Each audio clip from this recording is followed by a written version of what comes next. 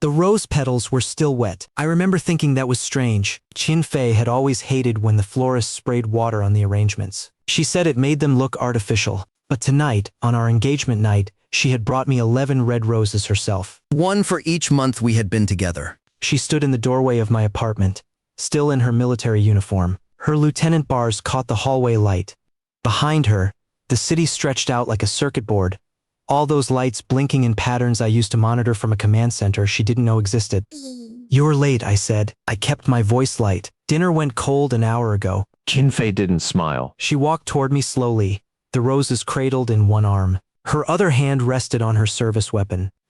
I noticed that detail. I always notice details. I had something to take care of, she said. For the trial tomorrow. The trial. Zhao Xingjian's trial. Her ex-boyfriend. The man who had sold troop movement data to a foreign intelligence agency for 2 million yuan. The man she still believed was innocent. I had read the case file 3 days ago. One of my old contacts still fed me information when things got interesting. Zhao Xingjian was guilty. I had seen the bank records, the encrypted messages, the dead drops. Solid evidence. Airtight case. But Qin Fei didn't know that. She only knew what he had told her. That he was framed. That someone else had planted the evidence. That he was a hero being sacrificed by a corrupt system. I reached for the roses. They're beautiful. Her hand caught my wrist. The grip was wrong. Too tight. Professional restraint technique. Standard issue for her tactical unit. Jiang Chen, she said. My name sounded different in her mouth now. Cold. Official. You are under arrest for treason against the People's Republic. I didn't move. Behind her, 6 soldiers in full tactical gear pushed through my door. They moved like they had rehearsed this, covering angles, securing exits. One of them swept my wedding photo off the side table. The glass shattered. "On your knees," Qin Fei said. Hands behind your head. I looked at her, really looked at her. The woman I had planned to marry, the woman who laughed at my cooking and fell asleep on my shoulder during movies. The woman standing in my living room with handcuffs and a lie in her mouth. "Qin Fei, what evidence do you have?" Her lips curved. Not a smile. "Something sharper. Enough to bury you. We found classified documents on your laptop. Communications with foreign handlers. Bank transfers that match the same accounts Zhao Xingjian was accused of using." Impossible. My laptop was clean. I ran counter-surveillance protocols every morning before coffee. Then I understood. She had planted them. She had walked into my home, kissed me good morning, and planted evidence that could get me executed. For him. For Zhao Xingjian, the soldiers grabbed my arms. I let them. Fighting back would have revealed things I wasn't ready to reveal. They forced me to my knees on my own floor, right next to the shattered wedding photo. My face reflected back at me in the broken glass. Qin Fei crouched in front of me. She pulled out her handcuffs. Not standard issue. These were engraved, a gift I had given her when she made lieutenant. To the stars and beyond, the inscription read. She clicked the first cuff around my wrist. "You know," she said quietly, "so the other soldiers couldn't hear. I almost felt bad about this." But then I remembered what you are. She tightened the cuff until the metal bit into my skin. A civilian. A nobody. An IT consultant who got lucky meeting me. The second cuff closed around my other wrist. Men like Zhao Xingjian actually matter. He served his country. He bled for it. And some bureaucrat wants to destroy his career over a misunderstanding? She shook her head. I won't let that happen. If someone has to take the fall, it might as well be you. I stayed silent. Nothing to say? She stood up, looking down at me. The roses had fallen to the floor. The soldiers' boots crushed them as they moved. I thought you would beg. Cry, maybe. Men like you always break when things get real. I met her eyes. Are you sure about this, Qin Fei? She laughed, a short, sharp sound with no warmth in it. Am I sure? I have a signed warrant. I have 6 witnesses. I have enough digital evidence to make sure you never see sunlight again. She leaned closer. And tomorrow, when you're sitting in a military courtroom while the prosecution reads out your crimes, Zhao Xingjian will walk free. Hell get his rank back. His reputation back. Everything. And you? Her expression flickered. Just for a moment. And ill have done the right thing. The soldiers hauled me to my feet. They marched me out of my own apartment, past the neighbors who peeked through cracked doors, past the security guard who had waved at me that morning, down the elevator, into an armored vehicle. The military detention center was 40 minutes outside the city. I knew the route well. I had designed the security protocols for that facility 15 years ago. They processed me like I was already convicted. Took my belongings. Took my shoes. Took the engagement ring from my finger. The last one made Qin Fei pause. She held the ring up to the fluorescent light. 3 carats, she said. You must have saved for years. I said nothing. She dropped the ring into an evidence bag. I never liked diamonds anyway. The interrogation room was small. Gray walls. Metal table bolted to the floor. 2 chairs. One security camera in the corner with a blinking red light. I knew that camera. I had approved the purchase order for that camera system. Thermal imaging capable. Audio pickup range of 15 meters. Motion-activated recording that backed up to a secure server. A server I could still access. Qin Fei pushed me into the chair. The metal was cold through my thin shirt. She didn't cuff me to the table. She wanted me to feel like I could move, like I had choices. Psychological tactic. Let the prisoner think they still have control. Comfortable? She sat across from me, opening a folder. Good. Because this is going to be a long night. We have a lot to discuss before your arraignment tomorrow morning. She pulled out a document. I recognize the format. Confession statement. Pre-written. All I had to do was sign. Here is how this works, she said. You confessed to everything. The treason. The data leaks. The money. You take full responsibility and make it clear Zhao Xingjian had nothing to do with any of it. In exchange, the prosecution will recommend life in prison instead of execution. And if I don't sign? Qin Fei closed the folder. She smiled. Not the smile I fell in love with. A different smile. A stranger's smile. Then tomorrow morning, I testify that I caught you trying to flee the country. That you resisted arrest. That you tried to attack me. She tilted her head. Who do you think the court will believe, Jiang Chen?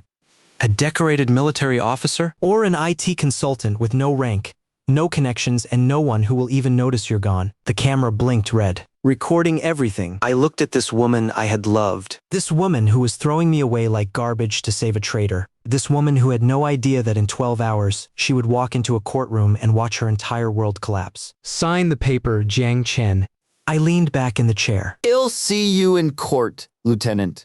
Her eyes hardened. She stood up, grabbing the folder. Have it your way. Enjoy your last night as a free man. She walked out. The heavy door slammed shut behind her. The lock engaged with a mechanical click. Alone in the interrogation room, I looked up at the camera, at that blinking red light, and for the first time all night, I smiled. They left me in that room for 6 hours. I counted the minutes by the camera's blinking pattern. 30 blinks per minute. Consistent. The system was still running on the firmware I had personally stress-tested 2 decades ago. Some things never changed. The door opened at 0400 hours. Not Qin Fei this time. 2 guards. Young, nervous. They had probably pulled the short straw for the night shift. Prisoner is to be prepared for transport, the taller one said. He wouldn't look at me directly. Court convenes at 0900. They pulled me up. My legs were stiff. My wrists ached where the cuffs had been. No one offered me water. No one offered me a bathroom. Standard softening technique. Make the prisoner uncomfortable. Make them desperate. Make them sign anything. They marched me down a corridor I knew better than they did. Past the holding cells. Past the processing station, through a door that led to a smaller interrogation room. This one had no observation window. Just 4 walls and a table and that same blinking camera. Qin Fei was already inside. She had changed out of her tactical gear. Now she wore her dress uniform. Sharp lines. Pressed creases. Every metal in its proper place. She looked like a recruitment poster. She also looked tired. Sit down, she said. The guards pushed me into the chair. This time they did cuff me to the table. Qin Fei must have changed her mind about the psychological tactics. Leave us, she told the guards. They hesitated. Lieutenant, protocol requires. I said leave us. The guards exchanged glances. Then they left. The door closed. Now it was just the 2 of us. The woman I loved, the woman who had framed me, the camera blinking overhead. Qin Fei sat across from me. She placed a tablet on the table between us. On the screen was a document. A confession statement. Digital this time. All she needed was my thumbprint. I've been thinking, she said. About what happens to you after today. I watched her face, the small movements around her eyes. She was nervous. Something had changed. The prosecution is pushing for the death penalty, she continued. I didn't expect that. I thought life imprisonment would be the maximum. But the evidence we planted was very good. Too good, maybe. A pause. The case has attracted attention from high command. They want to make an example of someone. Someone, I repeated. Zhao Xingjian's case embarrassed them. A decorated officer accused of selling secrets? It made the military look weak, corrupt. Now they have you. A civilian who supposedly infiltrated military networks. They can spin it, blame everything on an outsider, clean up their image. She was explaining this like it was logic. Like it was strategy. Like she hadn't destroyed my life to save a man who sold out his country. Here is what I can offer, she said. I still have some influence. If you sign the confession, I can argue for leniency. 20 years. Maybe 15 with good behavior. You'd be out before you're 50. I said nothing. Qin Fei's composure cracked. Just slightly. Damn it. Jiyoung Chen, say something. Fight back. Plead. Show me you understand what's happening to you. Why? Because I need to know you're scared. The words came out before she could stop them. Her eyes widened like she had surprised herself. Then the mask slipped back into place, because scared people make rational decisions. No, I said quietly. You need me to be scared, because if I'm not, then what you're doing to me isn't just a betrayal. It's something worse. It's a mistake. Her jaw tightened. Zhao Xingjian is a traitor, I said. He sold troop locations for money. Soldiers died because of those leaks. 11 soldiers. I read their names. I read their families' statements. He did that. Not me. And you know it. I know nothing of the sort. You know everything of the sort. You're a good intelligence officer, Qin Fei. You saw the same evidence I did? The bank records. The encrypted messages. The metadata timestamps that match his access logs perfectly. You're not stupid. You're just choosing not to believe it. She stood up abruptly. The chair scraped against the concrete floor. Zhao Xingjian is a hero, she said. Her voice was tight. Controlled. He served with distinction for 8 years. He was my commanding officer for 3 of those years. He taught me everything I know about honor and duty and sacrifice. He taught you how to lie to yourself. Shut up. He taught you how to look at evidence and see what you want to see. I said shut up, and now he's teaching you how to destroy an innocent man to save himself. She slammed her hands on the table. The tablet jumped. You are not innocent. You're a civilian? A nobody. A man who fixes computers for a living and thought he could marry above his station. Do you understand how insignificant you are in this equation? You are a variable, a pawn, a sacrifice I am willing to make because Zhao Xingjian matters and you do not. The words hung in the air. I let them hang. Feel better? I asked. Qin Fei straightened. She smoothed her uniform. When she spoke again, her voice was calm, detached, the voice of a professional doing an unpleasant job. You have until the bailiff calls your case, she said. Sign the confession or face the death penalty. Those are your options. She picked up the tablet and walked toward the door. Qin Fei. She stopped. Didn't turn around. About the medals on your uniform. The Silver Star. The Meritorious Service Medal. The unit citation with valor. I paused. Do you know who approved all of those awards? Now she turned. Her expression was confused. Wary. The awards committee. General Liu specifically. What does that have to do with General Liu Mingyuan? I said. Tell me, when you see him in court today, ask him about the ghost protocols. Ask him who wrote them. Ask him who trained him when he was a captain who couldn't tell a firing pin from a paperclip. Her brow furrowed. What are you talking about? Nothing. Just curious about your history. I leaned back as far as the cuffs would allow. He'll see you in court, Lieutenant. Try to look surprised. She stared at me for a long moment. Then she shook her head, muttered something under her breath, and walked out. The door closed. The lock engaged. The camera blinked. 0800 hours. 1 hour until court. I looked up at the red light and waited for the world to remember who I was. The courtroom was smaller than I expected. Military tribunals usually happened in grand halls with high ceilings and marble columns and the weight of institutional power pressing down on every person who walked through those doors. But this one was a converted conference room in the basement of the detention center. Low ceiling. Fluorescent lights. No windows. They were trying to bury this case fast, bury it deep, and hope no one noticed the smell. They marched me in at 0855. The cuffs were still on. My clothes were the same ones I had been wearing for 18 hours. Qin Fei sat in the front row of the gallery. Her dress uniform still immaculate. She didn't look at me when I passed. Zhao Xingjian was there too. I hadn't seen him in person before. He was handsome in the way military recruitment posters wanted men to be handsome. Strong jaw. Straight posture, medals on his chest that he had earned before he decided they weren't enough and sold his honor for 2 million yuan. He sat next to Qin Fei. Their shoulders almost touched. She leaned toward him slightly, protective, possessive, and he wore the expression of a man who believed he had already won. The bailiff called the court to order. The judge was a colonel I didn't recognize. Middle-aged, tired eyes. He had probably been pulled from his regular duties for this.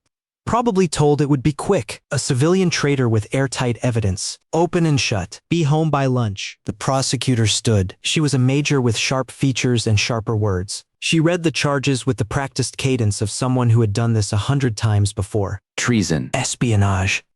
Conspiracy to commit acts against the state. 10 counts. 12 counts. The list kept going. How does the defendant plead? I stood. Every person in that room looked at me like I was already a corpse. Not guilty. Qin Fei made a small sound. Almost a laugh. She covered it with a cough. The prosecutor smiled. The prosecution will present its evidence. She walked the judge through the digital forensics report. My laptop, the classified documents, the communications with foreign IP addresses, the bank account in the Cayman Islands that had received deposits matching the exact amounts Zhao Xingjian had been accused of taking. Qin Fei had done thorough work. Every piece of evidence pointed at me. Every trail had been carefully fabricated. Then she called her first witness, Lieutenant Qin Fei. Qin Fei walked to the stand like she was walking a runway. She raised her right hand, Swore the oath. sat down with her back perfectly straight. Lieutenant Qin, can you describe how you came to suspect the defendant? She told the story she had rehearsed, how she had noticed strange behavior, late nights on the computer, phone calls in languages she didn't recognize. She had followed protocol, she said. She had reported her suspicions. She had gathered evidence. And when the evidence became undeniable, she had done her duty. It was the hardest thing I have ever done, she said, and her voice actually wavered. Arresting the man I was going to marry. But my duty to my country comes first. It always has. The prosecutor nodded solemnly. Thank you, Lieutenant. Your commitment to justice is commendable. I watched Zhao Xingjian during her testimony. He didn't look at her. He looked at me. And he smiled. A small smile. Private. Just for the two of us. I didn't smile back. The prosecutor called 3 more witnesses. An IT specialist who verified the digital evidence. A bank investigator who traced the foreign payments. A handwriting analyst who matched my signature to classified document requests. Each one added another nail to a coffin that was already sealed. The clock on the wall read 0942. The judge was starting to look impatient. He kept glancing at his watch, calculating how soon he could pronounce the sentence and get lunch. Does the defense have any evidence to present? I didn't have a lawyer. Military tribunals for civilians didn't guarantee one, and Qin Fei had made sure I couldn't arrange my own. I was supposed to sit there helpless while the system crushed me. If it pleases the court, I said I would like to call a witness. The judge frowned. You have not submitted a witness list. He is not on the list because he was not scheduled to attend, but I believe he will have relevant testimony. And who is this witness? Before I could answer, the doors at the back of the courtroom opened. Not slowly. Not quietly. They slammed against the walls with a sound like a gunshot, and every person in that room jumped. The bailiff reached for his weapon. The prosecutor's papers scattered across her table. 2 men walked through those doors. The first was General Lu Mingyuan. 4 stars on his collar. 40 years of service in his bearing. A living legend who had commanded armies and advised presidents, and whose name appeared in every military history textbook written in the last 3 decades. He was supposed to be retired. He was supposed to be writing his memoirs at a villa in Hainan. The second man was even more impossible. Field Marshal Yang Jinghua, commander of the Joint Forces, the highest-ranking military officer in the entire nation, a man who hadn't personally attended a field tribunal in 30 years. The entire courtroom rose to its feet. The judge looked like he was having a cardiac event. Field Marshal Yang, General Lu. We were not informed. Field Marshal Yang raised a hand. The judge stopped talking immediately. Please be seated, Yang said. His voice was quiet, but it filled the room. We are here to submit evidence on behalf of the defense. He walked to the front of the courtroom. General Lu followed, carrying a briefcase. Not a standard issue briefcase. This one was old, leather worn smooth at the edges. It had the kind of wear that came from decades of use, not years. The field marshal placed the briefcase on the defense table. In this briefcase, he said, are documents that have been classified at the highest level of national security for 22 years. By order of the Central Military Commission, I am authorized to unseal them today. Qin Fei was staring. Her face had gone pale. She kept looking at the briefcase, then at me, then back at the briefcase. What is this about? The prosecutor asked. Her voice was less confident now. General Lu opened the briefcase. He withdrew a single folder. The cover was marked with red stamps. Classified. Above top secret. Ghost prosecals. 25 years ago, General Lu said, addressing the court, the military faced a crisis. Our special operations units were fragmented, ineffective, and bleeding talent to the private sector. We needed a new kind of force. A unit that existed outside the normal chain of command, answerable only to the highest authority. We needed someone to build it. He opened the folder. We found a young officer. Brilliant, unconventional, the kind of mind that comes along once in a generation. He designed the unit from the ground up, training protocols, selection criteria, mission parameters, everything. He commanded that unit for 15 years. Under his leadership, it became the most elite tactical force this nation has ever produced. General Liu looked at me. His name is Jiang Chen. His rank is commander of the Ghost Division, and every single person in this courtroom, including Lieutenant Qin Fei and the defendant Zhao Xingjian, falls under his direct command authority. Silence, total silence. Qin Fei's face had gone from pale to gray. She looked like someone had reached into her chest and pulled out every certainty she had ever held. That's impossible, she whispered. Hez an IT consultant. He fixes computers. He, the Ghost Commander's identity is sealed by executive order. Field Marshal Yang said, his personnel file does not exist. His service record is blank. He has no rank insignia because no insignia was ever authorized for his position. He is a ghost. By design. By necessity. And until this moment, only 4 people in the world knew his true identity. He turned to face the judge. Your Honor, the man sitting in that chair is not just innocent of these charges. He is the officer who personally designed the security protocols that Zhao Xingjian violated. He is the commander who authorized the investigation that uncovered Zhao Xingjian's treason. And he is the only person in this room with the legal authority to convene this tribunal. The judge's mouth opened and closed. No words came out. I stood up slowly. The cuffs were still on my wrists. General Liu walked toward me, but I shook my head. Leave them, I said. Lieutenant Qin went to a lot of trouble to put them on. It would be a shame to take them off so soon. Qin Fei made a sound. Not words. Just a sound.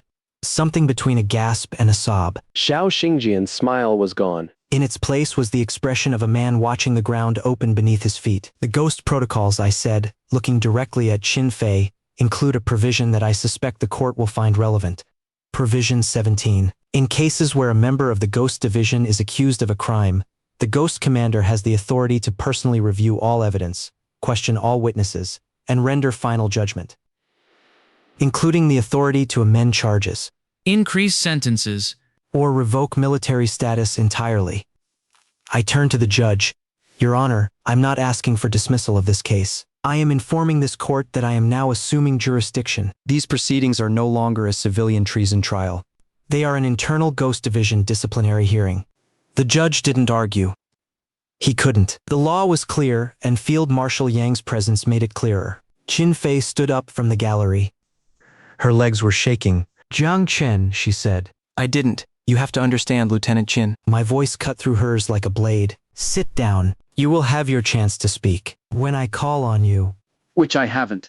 And when I do call on you, you will address me by my proper title. Is that understood?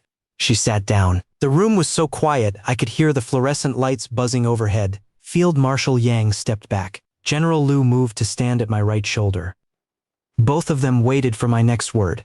I looked at the briefcase, at the folder, at the red stamps that had hidden my existence for 22 years. Court is now in session, I said. Under Ghost Division jurisdiction. And I have some questions for the defendant, Zhao Xingjian. I turned to face him. He wasn't smiling anymore. I had Zhao Xingjian move to the witness stand. Not the defendant's chair, the witness stand. Under oath, under my authority. The bailiff hesitated for a moment, looking to the judge for guidance, but the judge was still frozen in place with the expression of a man who had come to work expecting a routine execution and found himself in a hurricane. Field Marshal Yang nodded.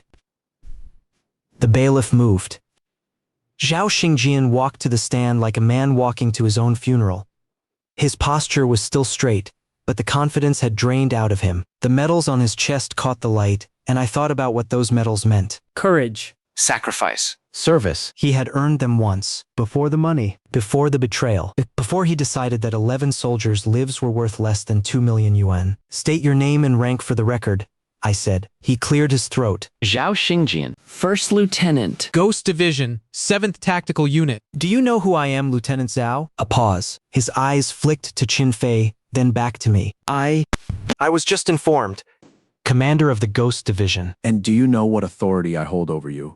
Another pause. Longer this time. Complete operational and judicial authority over all Ghost Division personnel, including, he swallowed, including field courts martial and summary judgment. That's correct. Which means the trial you are facing tomorrow is no longer relevant. The civilian prosecutor's recommendations are no longer relevant. The only thing that matters in this room right now is my assessment of your guilt and my determination of your punishment. I picked up the folder General Liu had placed on my table. Inside were the original investigation files.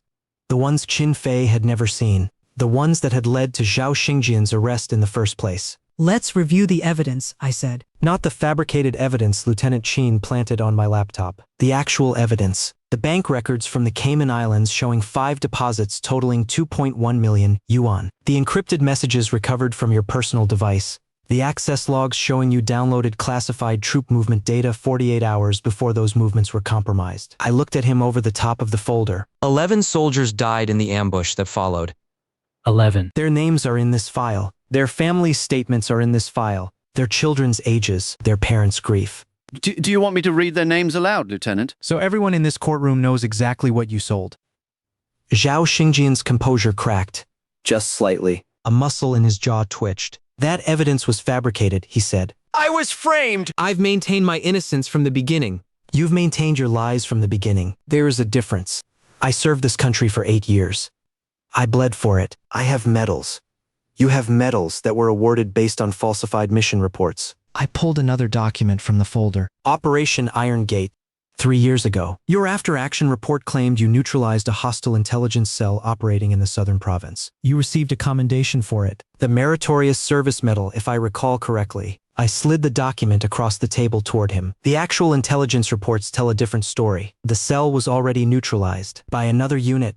You took credit for their work and lied about your involvement. That medal on your chest? You didn't earn it. You stole it. Zhao Xingjian said nothing. Your entire career is built on lies, Lieutenant. The treason was just the final lie. The one that finally got someone killed. Qin Fei stood up from the gallery. This isn't a trial. This is a vendetta. You're humiliating him because of what I did. I turned to face her. Slowly. Deliberately. Lieutenant Qin. I told you to sit down. I told you to be quiet, and I told you to address me by my proper title. You have disobeyed all 3 of those orders in the span of 10 seconds. I don't care about your title. I don't care about your authority. You're not a commander? You're a bitter man getting revenge because your fiancée chose someone else. The room went cold. General Liu took a step forward. I raised my hand to stop him. Chose someone else, I repeated.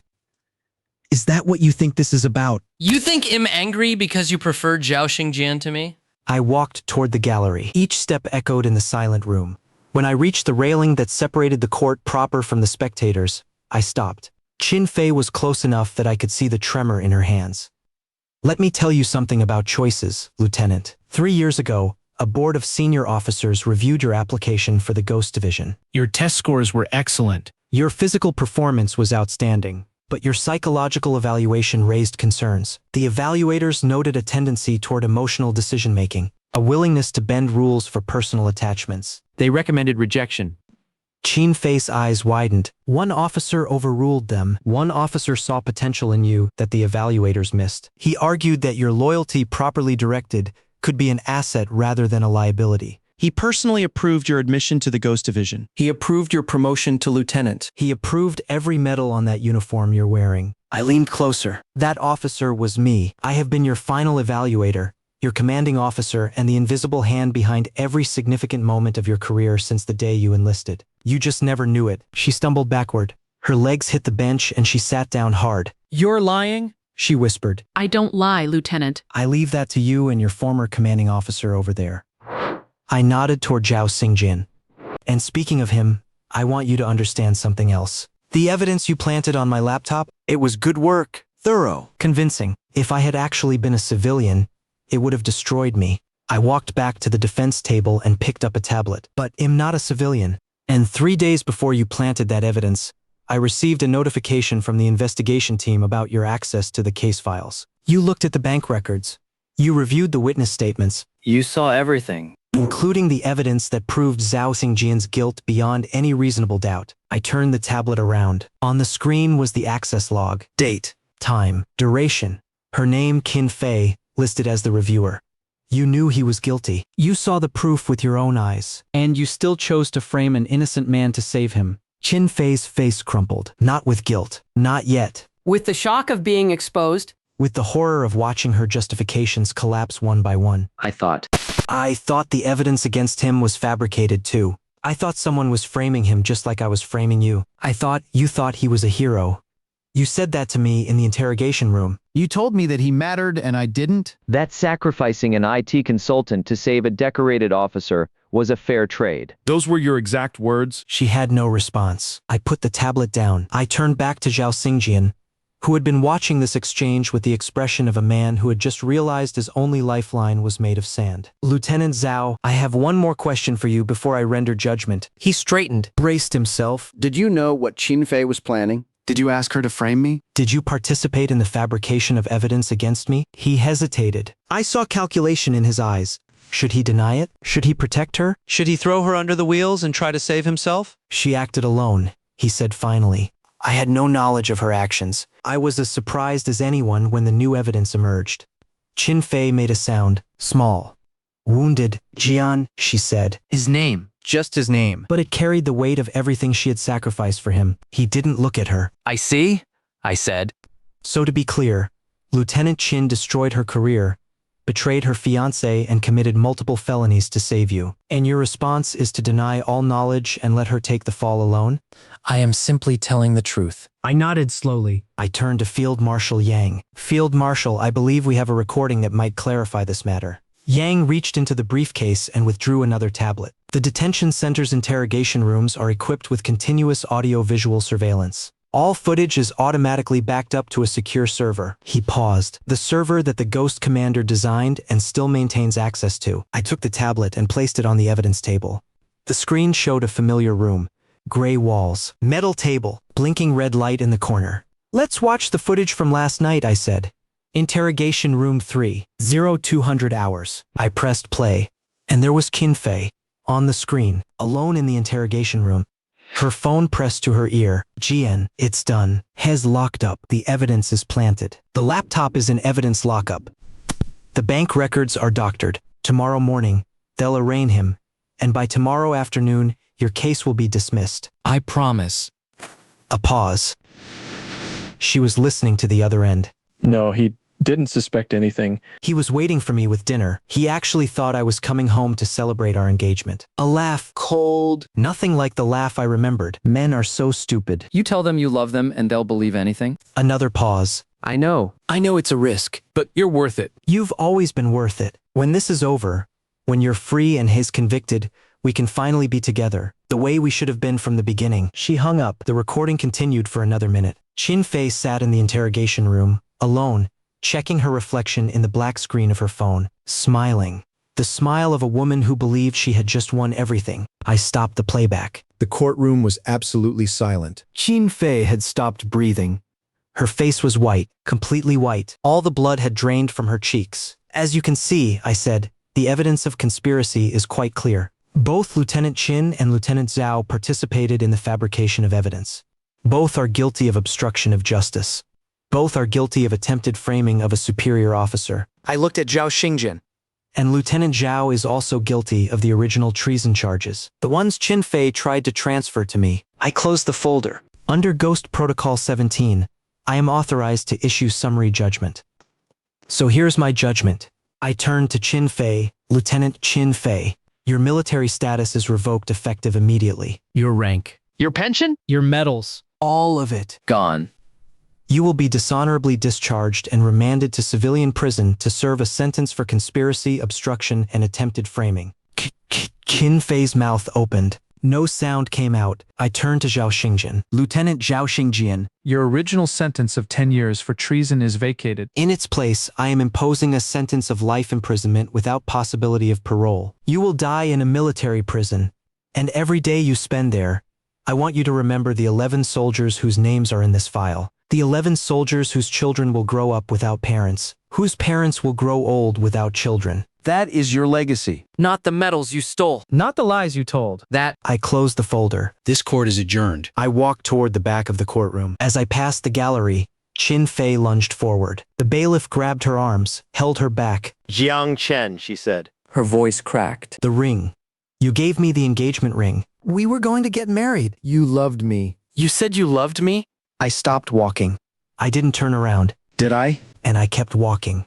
Behind me, the sound of Qin Fei's sobs filled the courtroom like the last notes of a song no one wanted to hear. They brought Qin Fei back to interrogation room 3. I made sure of it. Same room. Same table. Same metal chair bolted to the floor. The only difference was the seating arrangement. This time, I was the one sitting in the interrogator's position. This time, I was the one who wasn't cuffed. She walked in with a guard on each arm. Her dress uniform was gone. They had stripped her of it during processing. Now she wore a plain gray detention jumpsuit, the kind they gave to prisoners awaiting transfer. Her hair was pulled back in a regulation bun, but strands had escaped. Her eyes were red. She had been crying. Good. Sit down, I said, she said. The guards released her arms and stepped back to the door. Through the small window in the door, I could see Zhao Xingjian being led down the corridor. He was headed to a different room. I would deal with him later. Qin Fei looked at me across the table. The same table where she had spread her confession documents 18 hours ago. The same table where she had told me I was insignificant. A variable, a sacrifice she was willing to make. Do you like this room? I asked. I chose it specifically. I thought you would appreciate the symmetry. She said nothing. Nothing to say? That's unusual for you. Last time we were here, you had plenty to say. You explained how I was a nobody. How Zhao Xingjian mattered and I didn't. How sacrificing an IT consultant to save a decorated officer was a fair trade. I tilted my head. Those were your exact words. I remember them clearly. Do you? Her jaw tightened. Are you going to torture me with memories, or are you going to tell me what happens next? Neither. I'm going to show you something. I pulled out the tablet again. The same tablet I had used in the courtroom. I placed it on the table between us, screen facing her. Before we continue, I want you to understand something. Every room in this detention center has surveillance. Every camera feeds into a secure server. That server archives everything.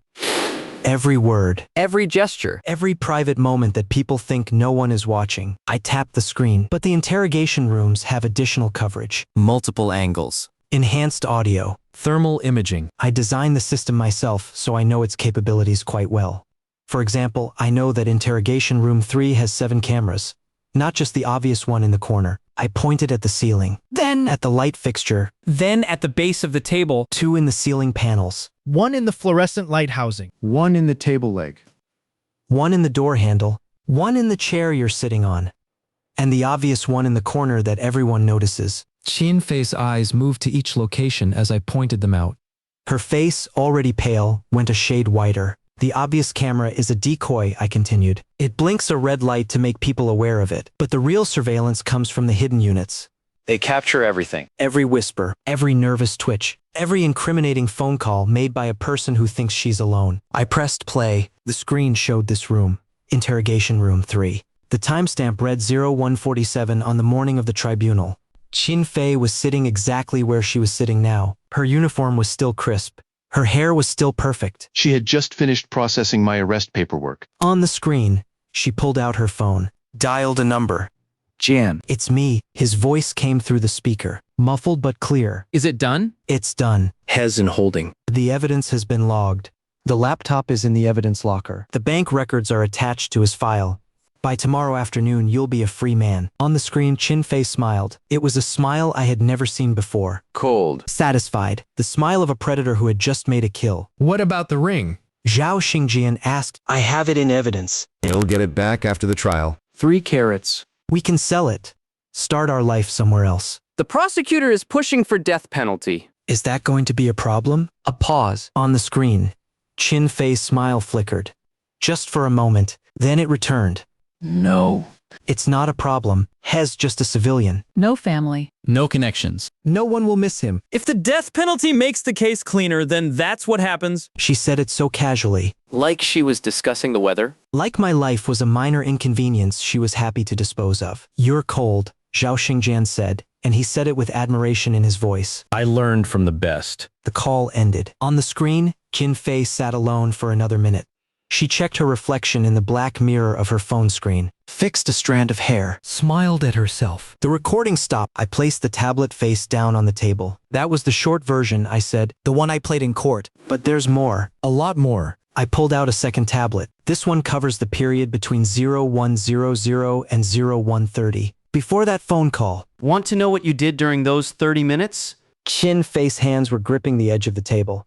Her knuckles were white. Don't, she whispered. You planted the evidence on my laptop.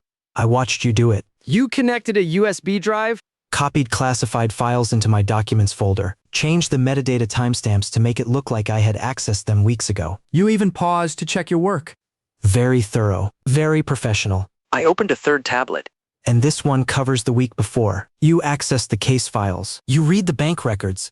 You reviewed the encrypted messages. You saw the proof that Zhao Xingjian sold troop movements to a foreign intelligence agency. You saw the names of the 11 soldiers who died. You saw everything. I placed the third tablet next to the others. And after seeing all of that, you still chose to frame me. You didn't just make a mistake, Qin Fei? You didn't just act on bad information. You looked at the truth, understood it completely, and then decided that your ex-boyfriend's freedom was worth more than 11 dead soldiers and one innocent man's life. Qin Fei's composure shattered. Stop, she said. Her voice cracked. Please stop. Why? You weren't going to stop. You were going to let me die. You said so yourself. No one will miss him. Those were your words. I was wrong. You weren't wrong. You were accurate. No one would have missed me. The IT consultant named Jiang Chen had no family, no close friends. No connections. His death would have been a footnote in a case file that someone would archive and forget. I leaned forward. But here's the thing about ghosts, Lieutenant.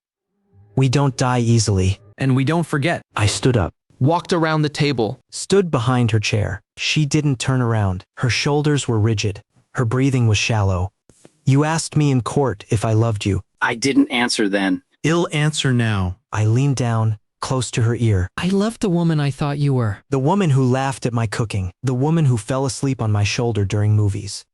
The woman who told me she wanted to spend her life with me. But that woman doesn't exist. She was a character you played. A role you performed. And when the performance ended, I saw what you really are. I walked back to my side of the table. A woman who would murder an innocent man to save a traitor. A woman who looked at evidence of treason and shrugged. A woman who said no one will miss him and meant it. I sat down. So no, Qin Fei. I didn't love you. I loved a lie. And now the lie is over. She looked up at me. Her eyes were wet. Her face was streaked with tears, but I had seen her cold smile too many times to believe any of it. What happens to me now? She asked. Now? Now we talk about your future. Or rather the lack of one. I pulled a document from my briefcase. Standard military form. Discharge papers. At the bottom, a line for my signature. Above it, the words dishonorable discharge in bold red letters. I told the court that your military status is revoked. But I wanted to tell you privately. I wanted to watch your face when you understood what that means. I placed the document on the table. No pension. No benefits. No veteran status. No right to wear the uniform. No right to claim you ever served. Everything you worked for, everything you sacrificed for, gone, as if it never existed. She stared at the document. The medals, she whispered. You can't take the medals. I earned those. I bled for those. The Silver Star you received for Operation Cold Harbor. I approved that citation personally. Your commanding officer at the time had recommended a lower commendation. I upgraded it. I thought you deserved recognition for exceptional performance under fire. Her eyes widened. The Meritorious Service Medal? Same thing. The unit citation? My signature is on that paperwork too. Every medal on that uniform you were so proud of wearing? I either approved it or I recommended it. And what I gave, I can take away. I signed the discharge papers. You're not a soldier anymore, Qin Fei. You're not a lieutenant. You're not even a veteran. You're a civilian convict awaiting transfer to a federal prison. And when you get there, I want you to remember something. I stood up, gathered the tablets, placed the signed discharge document in her file. Every morning, when you wake up in a cell, I want you to remember that you could have had a different life. You could have married me. You could have had a career. You could have had a future. But you chose Zhao Xingjian. You chose to frame me. You chose to throw everything away for a man who, when given the chance to protect you in court, said she acted alone. I walked to the door. So enjoy prison, Qin Fei. Enjoy the rest of your life. You earned it. The guards opened the door. I stepped into the corridor. Behind me, Qin Fei finally broke. Not quiet tears. Not controlled sobs. A raw, ugly, keening sound that followed me down the hallway like a ghost. I didn't go home that night. Home was still a crime scene. Yellow tape across the door. My belongings bagged and tagged in evidence lockers. The engagement photos still hanging on the walls. The shattered wedding photo still scattered across the living room floor. I didn't want to go back anyway. Not yet. Maybe not ever. General Liu offered me a room in the officers' quarters. I accepted. It was small. A bed, a desk, a window that looked out over the base training grounds. Spartan. Functional. Exactly what I needed. Sir. General Liu stood in the doorway. He had changed out of his dress uniform into something more casual. For him, that meant a jacket with only 2 stars visible instead of 4. The paperwork is ready for your review. Zhao Xingjian's amended sentence. Qin Fei civilian transfer. The evidence logs. Everything. Leave it on the desk. He placed the folders down but didn't leave. Something else? I asked. The men want to see you. The Ghost Division, the old units. Word has spread about who you are. Some of them served under you 20 years ago. Others only heard the stories. They want to meet the Ghost Commander. I looked out the window. On the training grounds below, a squad was running drills. Young soldiers. Sharp movements. They had no idea that their entire unit existed because of decisions I had made in a windowless room 2 decades ago. Not yet, I said. I have something to finish first. General Liu nodded. He had been my adjutant for 10 years before I retired. He knew when to push and when to step back. Understood. I'll tell them you're not available. He left. I sat at the desk and opened the first folder. Zhao Xingjian's transfer order. Life imprisonment. Maximum security facility. No parole eligibility. I signed it without hesitation. The second folder was thicker. Qin Fei's discharge package. The signed dishonorable discharge. The medal revocation forms. The pension forfeiture notice. The civilian criminal referral for conspiracy and attempted framing. I signed each page. At the bottom of the folder was a small evidence bag. Inside it, my engagement ring. I pulled it out. 3 carats. Round cut. Platinum band. I had spent 3 months of my civilian salary on it. Not that I needed the money. My military pension alone was more than enough. But I had wanted to buy it honestly. With money I earned from work she could understand. It consulting. Ordinary. Normal. The ring caught the desk lamp light and scattered it across the wall in tiny rainbows. I remembered buying it. The jeweler had asked about my fiancé. I had shown him a photo of Qin Fei in uniform. Beautiful, the jeweler said. A soldier. You must be very proud. I was proud. That was the cruelest part of all of this. I was genuinely proud of her. Every promotion. Every medal. Every time she came home exhausted from training and collapsed on the couch and told me about her day. I had been proud to be the man she chose, except she hadn't chosen me. She had chosen Zhao Xingjian. I was just the cover. The civilian placeholder. The convenient nobody she could frame when her real love got into trouble. I put the ring back in the evidence bag. Then I took it out again. I wasn't done with it yet. The next morning, I went to the detention center's processing unit. Qin Fei was scheduled for civilian transfer at 0900. Federal marshals would take her to a women's prison upstate. She would be processed, given a number, assigned a cell the first day of the rest of her life. I arrived at 0830. She was sitting in a holding cell near the processing station. Still in the gray jumpsuit. Her hair was completely loose now. No regulation bun. No pins. Just hair hanging limp around her face. She looked smaller than I remembered. Smaller than the woman who had arrested me 2 days ago. Smaller than the woman who had laughed at me in this very building. When she saw me, she stood up. Walked to the bars. Come to gloat. Her voice was hoarse. She had been crying again. No. I came to return something. I pulled the evidence bag from my pocket. The ring glinted inside. Your engagement ring? I said. You left it in evidence. I thought you might want it back. She stared at the ring. Her hand moved toward the bars, then stopped. Why would you give this to me? I'm not giving it to you. I'm showing it to you. There is a difference. I held the ring up to the light. 3 carats. That's what you said in the interrogation room? You must have saved for years. And then you said you never liked diamonds anyway? Do you remember that? She nodded. Her eyes were fixed on the ring. I bought this ring 4 months ago. I planned the proposal for 2 months before that. I asked your father for permission. He said yes. He told me I was the best thing that ever happened to you. He said he had never seen you so happy. Qin Fei's face crumpled. My father. He called me this morning, after the news broke. He wanted to know if the charges against you were true. I told him they were. He asked me if you really tried to frame an innocent man for treason. I told him yes. He was quiet for a long time. Then he said he didn't know who you were anymore. Please, she whispered. Don't. He said he raised you better than this. He said your mother would be ashamed if she were still alive. And then he hung up. He didn't ask to speak to you. He didn't ask where you were being held. He just hung up. I placed the ring on the small ledge outside her cell bars. Not close enough for her to reach. Just close enough to see. I'm not giving this back to you because I want you to have it. I'm showing it to you because I want you to understand what you destroyed. Not my career, not my freedom. Those were never in danger. What you destroyed was something much simpler? I pointed at the ring, a man who loved you. A future you could have had. A life that was real. I wasn't a mark. I wasn't a cover story. I was going to marry you. I was going to spend the rest of my life with you. And you threw it away for a traitor who, by the way, still hasn't asked about you once since the verdict. She reached through the bars. Her fingers stretched toward the ring. She couldn't reach it. The Zhao Xingjian you sacrificed everything for? Has already filed an appeal. Not to reduce his sentence. To claim that you coerced him into the framing plot. Hez saying you manipulated him. That he was an unwilling participant. That Hez the real victim here. Her hand stopped reaching. That's not true, she said. He asked me to do it. He told me if I loved him, I would help him. He said, I know what he said. It's on the recordings. The full recordings. Not just the phone calls? The in-person conversations. The ones you had in his apartment 3 weeks ago. The ones where he kissed you and told you that you were the only one who could save him. The ones where you cried and said you didn't want to hurt me. And then he said civilians get hurt all the time. It's what they're for. Qin Fei's face went white. You recorded everything? I designed the Ghost Division surveillance network. Of course I recorded everything. I've had access to Zhao Xingjian's apartment surveillance since the day he became a suspect. I heard every conversation. I saw every kiss. I watched you betray me in real time. Why didn't you stop me? If you knew everything, why did you let me arrest you? Why did you let me put you in handcuffs and threaten you with execution? Because I wanted to see how far you would go. I picked up the ring, put it back in my pocket. You went all the way, Qin Fei? You didn't hesitate.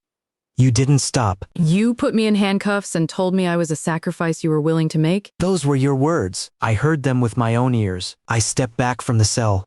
So Harry's what happens now. You go to prison, you serve your sentence.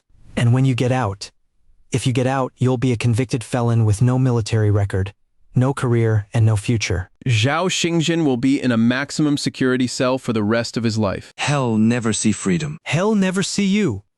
And the last thing he'll remember is throwing you under the bus to save himself. I turned to leave. The ring. She called after me. What are you going to do with the ring? I stopped. Didn't turn around.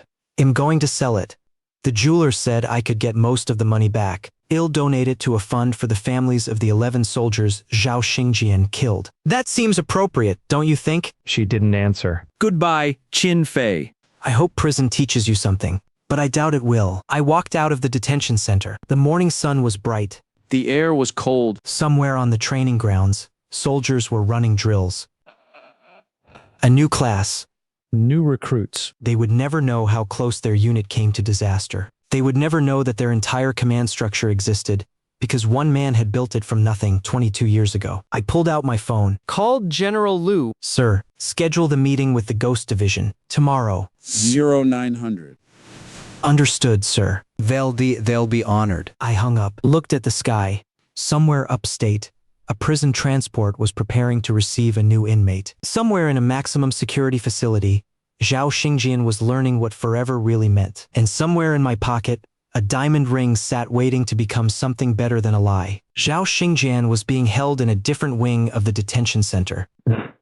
The maximum security wing, the one they reserved for prisoners who had already been sentenced. The ones who weren't going anywhere. The ones who had nothing left to lose because they had already lost everything. I walked down the corridor with General Liu at my side. The guards snapped to attention as we passed. Word had spread fast. Everyone in the facility knew who I was now. The Ghost Commander. The man who didn't exist. The man who had built their entire world from the shadows. His lawyer filed another appeal this morning. General Liu said, "Third one in 2 days. All of them rejected. Let him file 100. The answer will be the same every time." We stopped outside Zhao Xingjian's cell. The guard unlocked the door. I told him to wait outside. The cell was small. A cot. A sink. A toilet. No window. The walls were bare concrete painted gray. The only light came from a fluorescent strip in the ceiling that buzzed softly. It was the kind of room designed to make a person forget what sunlight felt like. Zhao Xingjian was sitting on the cot. He had changed out of his uniform too. Same gray jumpsuit as Qin Fei, same dead expression. But where Qin Fei had looked broken, Zhao Xingjian looked angry. His jaw was tight. His eyes were hard. He still thought he could fight his way out of this. "Come to admire your work?" he said. I didn't answer. I pulled the single chair from the corner of the room and sat down facing him. General Liu stood by the door. "You know what I keep thinking about?" I said. "The 11 soldiers. The ones who died because of the information you sold. I keep thinking about their families. Their children. Their parents. Do you ever think about them?" Zhao Xingjian's expression didn't change. "I don't know what you're talking about. I was framed. The evidence was planted. Just like you were framed. The difference is that the evidence against me actually was planted." By your girlfriend? "At your request. The evidence against you is real. Bank records, encrypted messages, Access logs. We have everything. You have fabricated. Let me show you something." I pulled out a tablet, the same tablet I had used in Qin Fei's interrogation. I opened a file and turned the screen toward him. "This is a recording from 3 weeks ago. Your apartment? The conversation you had with Qin Fei after she agreed to frame me." I pressed play. Zhao Xingjian's voice came through the speaker. Clear. Unmistakable. You need to understand something, Fei. "If this works, Jiang Chen goes to prison, probably for life. Maybe worse. The prosecutor is going to push hard on this case. There is a good chance he gets executed." On the recording, Qin Fei's voice wavered. Executed? You didn't say anything about execution. "I'm saying it now." Are you still in? A long pause. Then Qin Fei's voice, small and determined. "Yes, I'm still in." Zhao Xingjian laughed. It was a warm sound. Affectionate. Like he was proud of her. "That's my girl. I knew I could count on you." I stopped the playback. "You called her your girl." You told her you could count on her. "And then in court, when I asked if you knew about her plan, you said she acted alone. You threw her under the bus without hesitating." Zhao Xingjian's jaw tightened further. "She knew the risks." She knew the risk. That's what you're going with? "The woman who destroyed her entire life to save you. And your defense is she knew the risks? She made her choices." So did you? "You chose to sell troop movements.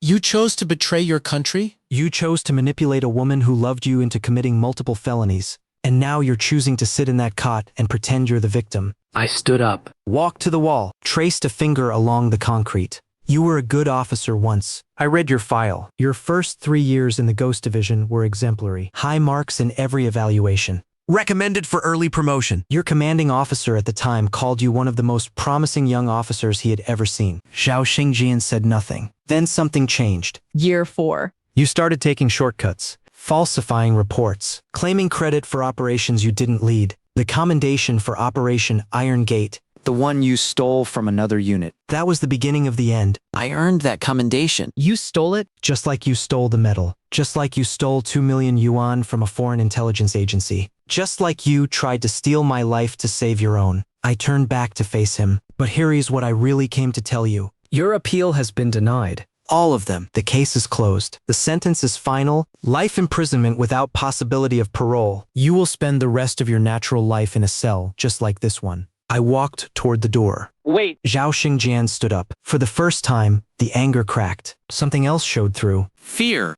"You can't do this. I have rights. I'm entitled to a fair trial. I'm entitled to legal representation. I'm entitled. You're entitled to nothing. You sold your rights when you sold those troop movements. You sold your honor when you stole that medal. You sold your future when you asked Qin Fei to frame me." I stopped at the door. "But I'll tell you what you do have. You have a cell. You have a cot. You have 3 meals a day and 1 hour of recreation in a concrete yard. That's your life now. Every day." For the rest of your life. I opened the door. And the 11 soldiers? The ones whose names you never bothered to learn? Their families visit their graves on holidays. Their children grow up without parents. Their parents grow old without children. That is your legacy. That is what you will be remembered for. Not the medals you stole. Not the lies you told. The 11 people who died because you wanted money. Zhao Xingjian lunged toward me. The guard grabbed him before he took 2 steps, pushed him back against the wall. He struggled for a moment, then went limp. "You can't leave me here," he said. His voice was different now. Smaller. "Please, I'll do anything. I'll confess to everything. I'll testify against anyone you want. Just don't leave me in this cell forever." I looked at him. This man who had been so confident 2 days ago. This man who had smiled at me in the courtroom. This man who had called Qin Fei his girl and told her she was worth the risk. Goodbye, Lieutenant Zhao. Enjoy the rest of your life. I walked out. The door closed behind me. Through the steel, I heard him start to scream. Not words, just sound. Raw and desperate and completely hopeless. General Liu fell into step beside me. Sir, the transfer to the maximum security prison is scheduled for tomorrow morning. He'll be in permanent custody by noon. Good. We walked in silence for a moment. There is one more thing, General Liu said. Qin Fei's father called again. He wants to see you. I stopped walking. What for? He didn't say. But he asked specifically for you. Said it was important. I thought about it. Qin Fei's father was a retired school teacher. Widower? Quiet man who loved his daughter more than anything in the world. When I had asked for his permission to marry her, he had cried. Actual tears. He had hugged me and said he was so happy she had found someone good. That was 4 months ago. Before all of this. Before the betrayal. Before the handcuffs? Before I learned that the woman I loved was a lie. Tell him I'll meet him, I said. Tomorrow, after Zhao Xingjian's transfer. Understood, sir. We walked out of the maximum security wing into the main corridor. Through the windows, I could see the training grounds. The same squad was still running drills.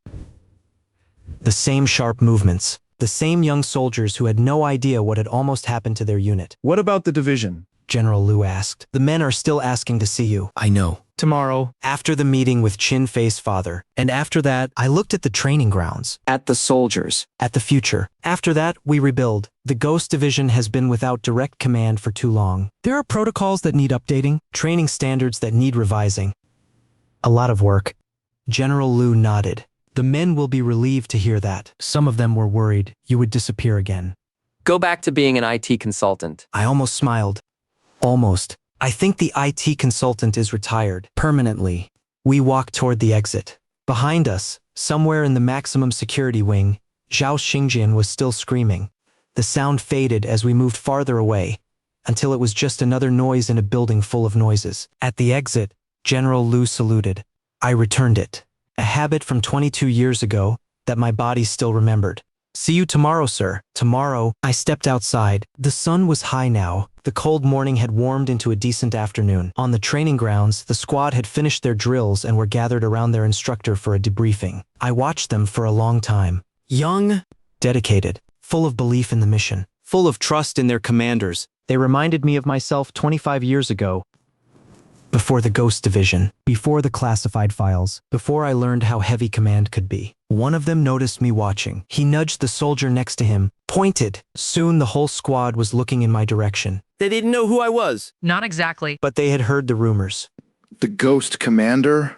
The man who didn't exist. The man who had built their unit from nothing. I nodded at them. Just a small nod. Barely perceptible. Every single one of them stood a little straighter. I turned and walked toward the officers' quarters. Tomorrow, I would meet with Qin Fei's father. Tomorrow, I would address the Ghost Division. Tomorrow, I would start the work of rebuilding. But tonight, I would sleep. For the first time in 3 days, I would actually sleep. And when I woke up, the world would look different. Not because anything had changed, but because I was finally done hiding from it. Qin Fei's father was waiting for me in a small conference room near the detention center's administrative wing. He looked older than I remembered. 4 months ago, when I had sat in his living room and asked for his daughter's hand, he had been a healthy man in his 60s. Silver hair, warm eyes.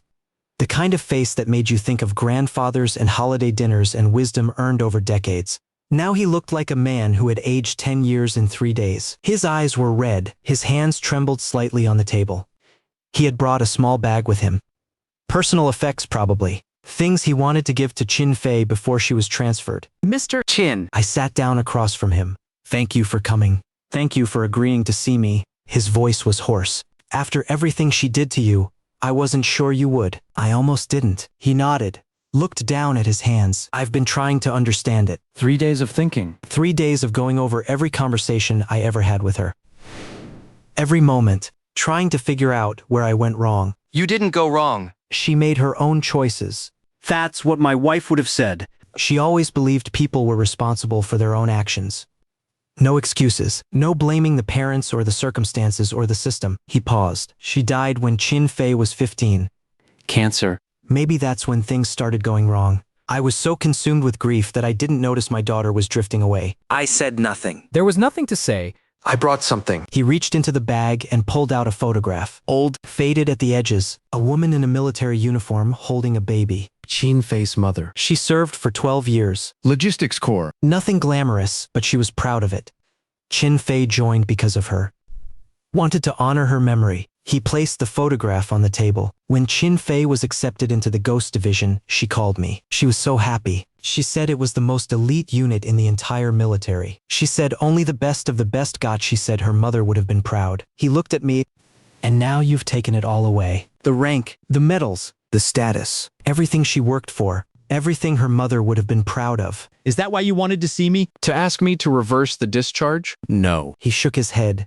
I wanted to ask you something else. Something I've been trying to understand since I heard the news. What? He looked me in the eyes. You were the ghost commander this whole time. You had the power to stop her. You knew she was framing you. You knew she was working with Zhao Xingjian. Why did you let her go through with it? Why did you let her destroy herself? It was a fair question, the same question Qin Fei had asked in her cell. Because I needed to know, I said. I needed to know how far she would go.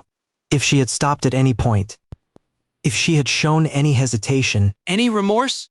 Any sign that the woman I loved was still in there somewhere. I would have handled things differently. And she never stopped. She never hesitated. She looked me in the eyes and told me I was a sacrifice she was willing to make. She laughed about it. She called Zhao Xingjian to tell him the plan was working, and she laughed. Mr. Qin closed his eyes. When he opened them again, they were wet. I raised her better than that, he said quietly. Her mother raised her better than that. I know. That's why this is a tragedy instead of just a crime.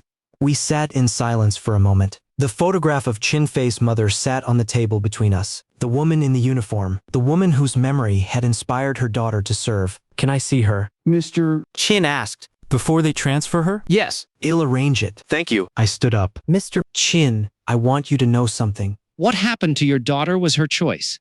Not yours. Not her mother's. Hers. You can grieve for her. You can be angry at her? But don't blame yourself for what she did. He nodded slowly. Do you hate her? The question caught me off guard. No, I said after a moment. I don't hate her. I'm angry. I'm disappointed. I'm still trying to understand how the woman I proposed to could be the same woman who tried to have me executed. But I don't hate her. Hate takes energy. And I don't want to give her any more of my energy than she's already taken. Mr. Qin stood up. He extended his hand. I shook it. You're a better man than Zhao Xingjian, he said. I wish she had seen that. So do I. He left. I sat in the conference room for a few minutes longer, looking at the photograph he had left behind. Qin Fei's mother, the woman who had served for 12 years, the woman whose daughter had thrown away everything to save a traitor. I picked up the photograph. I would make sure it got to Qin Fei before her transfer. It was the least I could do. Then I stood up and walked toward the base auditorium. The Ghost Division was waiting. The auditorium was full. I hadn't expected that. General Liu had said the men wanted to see me, but I had assumed he meant the senior officers. Maybe 100 people at most. Instead, the entire division had turned out. 1,500 soldiers in dress uniform, sitting in perfect rows, waiting for a commander most of them had never seen. The stage was set up with a podium and a row of chairs for the senior staff. General Liu was already there. So were a dozen other officers I recognized from personnel files but had never met in person. They all stood when I entered. I walked to the podium. The room went silent. Not the kind of silence that happens when people stop talking, the kind of silence that happens when 1,500 soldiers hold their breath. For those of you who don't know me, I said, my name is Zhang Chen. 25 years ago, I was given an assignment. Build a unit that could handle the missions no one else could. Recruit the best soldiers in the country. Train them harder than anyone had ever been trained, and keep the whole thing secret. I paused. That unit became the Ghost Division. You are that unit? And for the past 10 years, I have been watching you from a distance. Not because I didn't care. Because my role required distance. My identity was classified at the highest level. Only 4 people in the world knew who I really was. Now you all know. The secret is out. A murmur ran through the room. General Liu stepped forward. Sir, if I may. I nodded. General Liu turned to face the division. I served as Commander Jiang's adjutant for 10 years. I was there when he designed the first training protocols. I was there when he selected the first class of recruits. I was there when he personally led operations that are still classified to this day. He looked at me. Everything the Ghost Division has accomplished is because of the foundation he built. Every mission success, Every life saved. Every threat neutralized. All of it traces back to decisions he made in a windowless room 22 years ago. He is not just our founder. He is the reason we exist. General Liu turned back to the division. His voice rose. 3 days ago, a traitor in our ranks tried to frame this man for treason. A woman he was going to marry arrested him in his own home. A man he had never met smiled at him in a courtroom. They thought he was a civilian. A nobody. A sacrifice they could make without consequences. He paused. The room was absolutely still. They were wrong. And now they are in prison, where they will spend the rest of their lives. That is what happens when you betray the Ghost Division. That is what happens when you betray the Ghost Commander. He saluted me. In front of 1,500 soldiers, a 4-star general saluted me. Welcome back, sir. The Ghost Division is yours. The room erupted, not in applause, in something more primal. 1,500 soldiers rose to their feet as one. 1,500 right hands snapped to foreheads. 1,500 voices shouted 2 words that shook the walls. Welcome back. I stood at the podium, looking out at the division I had built, the soldiers I had trained, the unit that had been my life's work. And for the first time in 10 years, I felt like I was home. I raised my hand in return salute. It's good to be back, I said. Now let's get to work. 3 months later, I received a letter. It came through the official channels, forwarded from the federal prison upstate where Qin Fei was serving her sentence. The envelope was standard issue. White. Rectangular. Her inmate number printed in the corner. Inside was a single sheet of paper covered in handwriting I used to know as well as my own. I almost threw it away without reading it. But something stopped me. Not sentiment. Not curiosity. Something closer to duty. The same instinct that had made me sit through every minute of her interrogation footage. The need to see things through to the end. I opened the letter at my desk in the Ghost Division Command Center. The room was different now than it had been 3 months ago. My personal effects had been moved from storage. My old field manuals lined the bookshelves. My campaign maps hung on the walls. The room finally looked like what it was. The nerve center of the most elite tactical unit in the nation. Outside my window, a new class of recruits was running the obstacle course. General Liu had overhauled the training program based on my original protocols. The washout rate had doubled. So had the performance metric. Quality over quantity. That had always been the Ghost Division way. I unfolded the letter. J. Ang Chen. I have started this letter 100 times and crumpled up every version. Maybe this one will make it to the envelope. Maybe not. I don't know why I'm writing. I don't know what I expect you to say. I don't even know if you'll read this. Prison is exactly what you said it would be. A cell. A cot. 3 meals a day and 1 hour of recreation in a concrete yard. The other inmates know who I am. What I did. Former military personnel don't do well in general population, but former officers who frame their fiancés do even worse. I've been in 3 fights. I lost all of them. The worst part isn't the violence. It's the silence. I spent my whole adult life surrounded by noise, commands being shouted, boots on pavement, the sounds of a unit moving together. Now it's just quiet. All the time. Even when people are talking, it's quiet. I think about my mother a lot. She used to tell me that character is what you do when no one is watching. I used to think I understood that. I didn't. I thought character was about passing tests and earning medals and having people tell you that you were exceptional. But character is what I did in your apartment that night. Character is what I said in the interrogation room. Character is the look on your face when I told you that you were a sacrifice I was willing to make. I see that look every night when I close my eyes. I don't think he'll ever stop seeing it. My father visits once a month. He brings me photographs of my mother. He tells me he still loves me. He tells me she would still love me too. I don't believe him. How could she love someone who did what I did? Zhao Xingjian sent me a letter last week, the first communication I've had from him since the trial. He wanted me to know has filed another appeal. He wanted me to know he still believes hell get out. He didn't ask how I was doing. He didn't say he was sorry. He just wanted me to know about his appeal. I threw the letter away. You were right about him. You were right about everything. I know that doesn't matter now. I know sorry doesn't undo what I did, but I am sorry. Not because I got caught. Not because I'm in prison. Because I finally understand what I destroyed. You loved me. Really loved me. And I treated your love like it was worthless. Like it was a tool I could use and throw away. I told myself I was doing it for love, for Zhao Xingjin, but it wasn't love. It was obsession. It was the past. It was a fantasy I had been holding on to since I was a young lieutenant who thought her commanding officer was a hero. You were the real hero. You were always the real hero. I just couldn't see it because I was too busy looking at the wrong person. I don't expect you to forgive me. I don't forgive myself. I just wanted you to know that I understand now. It took losing everything to understand, but I do. I hope you're well. I hope the Ghost Division is everything you built it to be. I hope you find someone who deserves you. Someone who will see you clearly and love you the way I should have. Goodbye, Jiang Chen. Qin Fei. I read the letter twice. Then I folded it carefully along its original creases and placed it back in the envelope. Outside my window, the recruits had finished the obstacle course. They were gathered around their instructor, breathing hard, faces flushed with exertion. Young, eager, full of potential. They reminded me of Qin Fei when she first joined the division. Before Zhao Xingjian. Before the lies. Before she forgot who she was. General Liu knocked on my door. Sir, you wanted to see the quarterly reports? Come, he entered, saw the letter in my hand, and paused. Is that from her? I nodded. Do you want to talk about it? I looked at the envelope, at her inmate number, at the handwriting that used to fill the margins of grocery lists and birthday cards and little notes she would leave on my pillow when she left early for duty. No, I said. There is nothing to talk about. I placed the envelope in my desk drawer, closed it, turned my attention to the reports. The recruitment numbers look solid, I said. But the retention rate in the 3rd Tactical Unit is below target.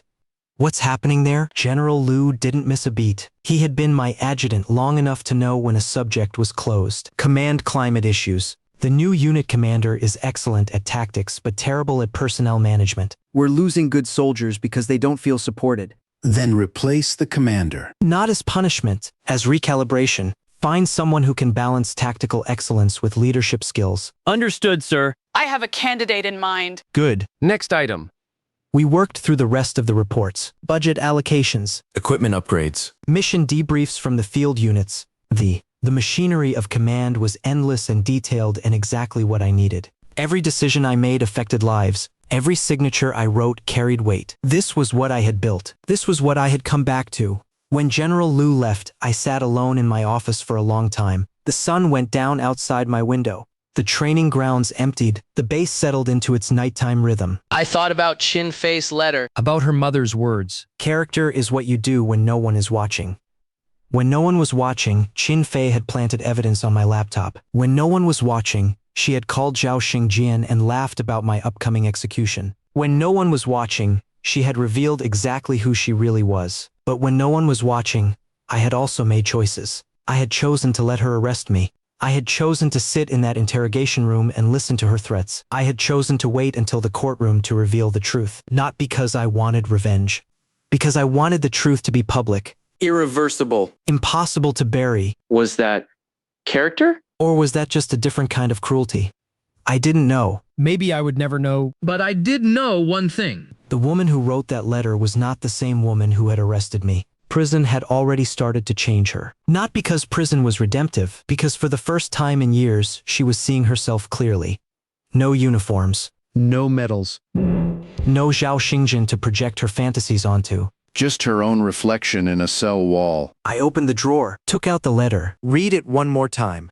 Then I placed it in a file folder marked with her name and put it in the cabinet with all the other closed cases. Some chapters ended cleanly. Some ended with blood and handcuffs and engagement rings sold for charity. Some ended with letters from prison that arrived 3 months too late. This chapter was closed. Whatever came next for Qin Fei was her story now. Not mine. I turned off my desk lamp and walked out of the office. Tomorrow, there would be more reports, more decisions, more recruits running the obstacle course. The Ghost Division would continue. The work would continue. And somewhere upstate, in a concrete yard surrounded by razor wire, a former lieutenant would stand in the sun for 1 hour and think about the life she had thrown away. That was justice. Not revenge. Justice. I could live with that. 6 months after the trial, I went back to the apartment. It had taken that long for the evidence hold to be released. The yellow tape was gone. The door had been repaired. The building management had offered to have it cleaned. But I told them I would handle it myself. Some things needed to be done personally. I stood in the doorway for a full minute before I walked inside. The living room was exactly as I remembered it. The shattered wedding photo was still on the floor. The glass had been swept into a pile by someone, probably the crime scene technicians, but no one had thrown it away. The roses Qin Fei had brought that night were still on the floor too. Dried, brown, petals crumbled into dust. 11 roses. 1 for each month we had been together. The engagement photos still hung on the wall. Qin Fei in her dress uniform. Me in a suit I had bought specifically for that photo session. We were smiling. We looked happy. We looked like a couple who had a future. I walked through the apartment room by room. The kitchen where I had cooked dinner on the night she arrested me. The dinner had been chicken parmesan, her favorite. I had learned to make it from her mother's recipe. The pot was still on the stove. The food had long since been thrown away, but the pot remained, a monument to a meal that was never eaten. The bedroom was worse. Her side of the closet was empty. The police had taken her things as evidence, and she had never come back to claim them. My side was still full. Shirts, pants, a suit I had worn to her promotion ceremony. The tie she had given me for my birthday. I sat on the edge of the bed, the same bed where she had kissed me goodnight the evening before she arrested me. The same bed where I had slept alone for a year while she worked late shifts that I now knew were spent with Zhao Xingjin. I had come here to clean, to pack, to close this chapter of my life permanently. Instead, I found myself pulling out my phone and calling General Liu. Sir, I need a team. Not for a mission. For a cleanup. Understood. How many? 2. Maybe 3. I just need help moving some things. We'll be there within the hour. They arrived in civilian clothes. 3 soldiers from the Ghost Division support unit. Young men who looked at me with the same reverence the recruits on the training ground always did. I gave them instructions. What to pack. What to throw away. What to leave for the building management. The engagement photos went into the trash first. The wedding photo, already shattered, went into a bag for disposal. I kept one of the frames, just the frame. It was a nice frame. The pot from the kitchen, the one that had held the chicken parmesan. I washed it and packed it. A pot was just a pot. It didn't carry memories unless you let it. The roses went into the trash. All 11 of them. The dried petals scattered across the floor like ashes. Her side of the closet was already empty. I went through my side and packed the things I wanted to keep. The suit from her promotion ceremony stayed. The tie she gave me went into the donation pile. Not out of spite. Because it was an ugly tie. It had always been an ugly tie. I had worn it because she gave it to me. Not because I liked it. In the back of my closet, I found a box I had forgotten about. Old photographs. Not of Qin Fei. From before. From my time as the Ghost Commander. Me and General Liu when he was still a captain who couldn't tell a firing pin from a paperclip. Me and Field Marshal Yang when he was a colonel with more ambition than sense. Me and soldiers whose names I hadn't spoken in 20 years. I sat on the floor and went through every photograph. One by one. The faces looked up at me from the past. Younger versions of people who were now old. Dead versions of people who hadn't survived the missions. Ghosts from a time when I was a ghost myself. I kept the photographs. Those memories mattered. Those people mattered. When the soldiers finished packing, the apartment was empty. Just furniture and bare walls, and the lingering smell of roses that had died months ago. I stood in the center of the living room and took one last look. This was the place where I had tried to be ordinary. Where I had tried to be Jiang Chen, the IT consultant, instead of Jiang Chen, the Ghost Commander. Where I had cooked dinner for a woman who was planning to destroy me. It hadn't worked. The ordinary life. The hidden identity. All of it had been a lie, just as much as Qin Fei's love had been a lie. I had convinced myself that I could be 2 people, the commander and the civilian. The ghost and the man. But you can't be 2 people. Eventually, the truth comes out. Eventually, the pieces come together. I had spent 10 years hiding from who I was. From the responsibility. From the weight of command. From the decisions that got people killed and the decisions that saved them. I had told myself I was retired, that my work was done, that someone else could carry the burden. But the burden had been mine all along. It had always been mine, and running from it hadn't made me free. It had just made me blind. Sir. One of the soldiers was standing in the doorway. The truck is loaded. Is there anything else? I looked around the empty apartment one more time. The bare walls. The clean floors. The dust floating in the afternoon sunlight. No, I said, that's everything. I walked out and closed the door behind me. I didn't lock it. The keys were on the kitchen counter. The building management would take care of the rest. Outside, the moving truck was parked at the curb. The 3 soldiers were waiting. A few neighbors had gathered on the sidewalk watching. They recognized me from the news coverage. The Ghost Commander. The man who had been framed by his fiancée. The man who had returned from the dead. I nodded at them. Got in the truck. We drove away. The base was 40 minutes outside the city. During the drive, I watched the urban landscape give way to fields and forests and finally to the secure perimeter of the Ghost Division headquarters. The guards at the gate saluted as we passed. I returned the salute without thinking. It was automatic now, a reflex I had relearned over the past 6 months. My new quarters were on the base. Small. Functional. Nothing like the apartment. There was no kitchen. I ate in the officer's mess. There was no living room. I worked in the command center. There were no engagement photos on the walls. There were maps and field manuals and operational briefings. It wasn't cozy. It wasn't romantic. It wasn't the life I had imagined for myself when I retired 10 years ago. But it was honest. And it was mine. The soldiers helped me unload the truck, the few boxes I had kept, the photographs from my closet, the pot from the kitchen.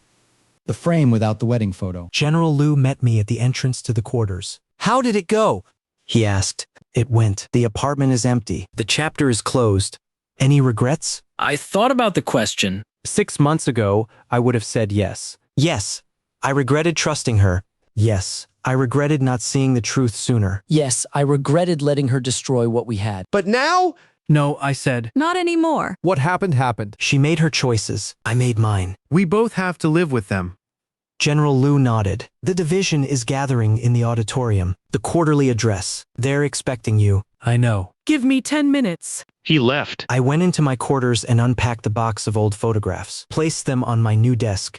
The faces looked up at me, the soldiers from 20 years ago, the missions that had shaped the Ghost Division, the legacy I had built and then abandoned and then reclaimed. I changed into my uniform. Not the dress uniform with medals, the working uniform, the one I wore every day. It had no rank insignia, no name tag, no identification at all. The Ghost Commander didn't need those things. Everyone already knew who I was. I walked to the auditorium, the same auditorium where I had addressed the division for the first time 6 months ago. It was full again. 1,500 soldiers. The entire division. Waiting. When I walked onto the stage, they rose to their feet. Not because protocol required it, because they wanted to. I could see it in their faces. The respect. The loyalty. The trust. Things Qin Fei had thrown away. Things Zhao Xingjian had never earned. 6 months ago, I said, I stood on this stage and told you I was back. I told you we had work to do. I told you the Ghost Division would be rebuilt. I paused. We've done that work. The training protocols have been overhauled. The command structure has been reformed. The weak links have been removed. The Ghost Division is stronger now than it has been in a decade. A murmur of approval ran through the room. But strength isn't just about protocols and command structures.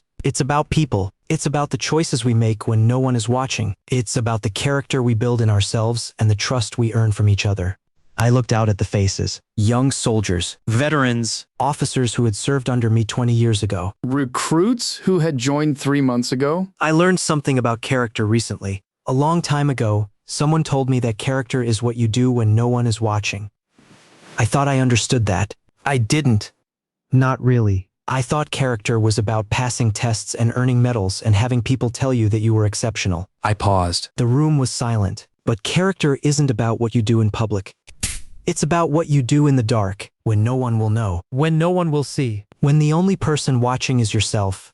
That's when you find out who you really are. I thought about Qin Fei, about her mother's words. About the letter in my file cabinet. Some people fail that test. They make choices they can't take back. They hurt people they claim to love. They destroy themselves from the inside out. And when it's over, all they have left is a cell and a concrete yard, and the memory of what they threw away. I let the words settle. But other people pass the test. Every day, in small ways and large ones. They do the right thing when it's hard. They protect each other when it's dangerous. They serve with honor when no one is giving out medals. I straightened my shoulders. That is what the Ghost Division stands for. That is what I built this unit to be. Not just the most elite tactical force in the nation. A force of character? A force of integrity. A force of people who do the right thing even when no one is watching. I looked at General Liu, at the other senior officers, at the 1,500 soldiers standing at attention. I'm proud of what we've accomplished in the past 6 months. But we're not done. We'll never be done. Every day is a test. Every choice is a test. And every single one of you will face moments when you have to decide who you really are. I raised my voice. When those moments come, I want you to remember what happened in this division 6 months ago. I want you to remember the lieutenant who threw everything away for a traitor. I want you to remember the traitor who sold his honor for money. And I want you to remember that you are better than that. You have to be. Because this division demands it. This country demands it. And I demand it. I stepped back from the podium. That's all I have to say. Dismissed. The room erupted. Not in applause. In the same primal response as 6 months ago, 1,500 soldiers saluted as one. 1,500 voices shouted as one. For the division, I returned the salute. Walked off the stage. General Liu fell into step beside me. Good speech, he said. It wasn't a speech. It was a reminder. For them and for me. We walked out of the auditorium into the evening air. The sun was setting over the training grounds. The obstacle course was empty. The firing ranges were quiet. The base was settling into its nighttime rhythm. What's next? General Liu asked. I looked at the sunset, at the sky turning orange and pink and purple, at the first stars appearing overhead. Tomorrow, we review the 4th Tactical Unit's readiness report. Next week, we observe the new training protocols in action. Next month, we conduct the first field exercise under the revised command structure. I turned to him. And after that? We keep going. We keep building. We keep making this division everything it was meant to be. General Liu nodded. And the past, sir? Qin Fei. Zhao Xingjian? All of that? I thought about the empty apartment. The shattered wedding photo. The letter in my file cabinet. The ring I had sold and the money I had donated to the families of the 11 dead soldiers. The past is the past, I said. It happened. I learned from it. Now I'm moving forward. I walked toward my quarters. Behind me, the auditorium was emptying. Soldiers were heading back to their barracks. The base was alive with the sounds of a unit at rest. Laughter. Conversation. The comfortable noise of people who trusted each other. I went inside, sat at my desk, looked at the photographs of soldiers from 20 years ago, the faces of people who had served with honor. The faces of people who had passed the test. Outside my window, the stars were coming out. Somewhere upstate, a woman in a prison cell was thinking about the life she had thrown away. Somewhere in a maximum security facility, a man was learning what forever really meant. And here, on a base that I had built from nothing, the Ghost Division continued. Stronger than before, better than before. Ready for whatever came next? I turned on my desk lamp, opened the first of tomorrow's reports, started reading. The work continued, the story continued, and for the first time in a very long time, I was exactly where I was supposed to be.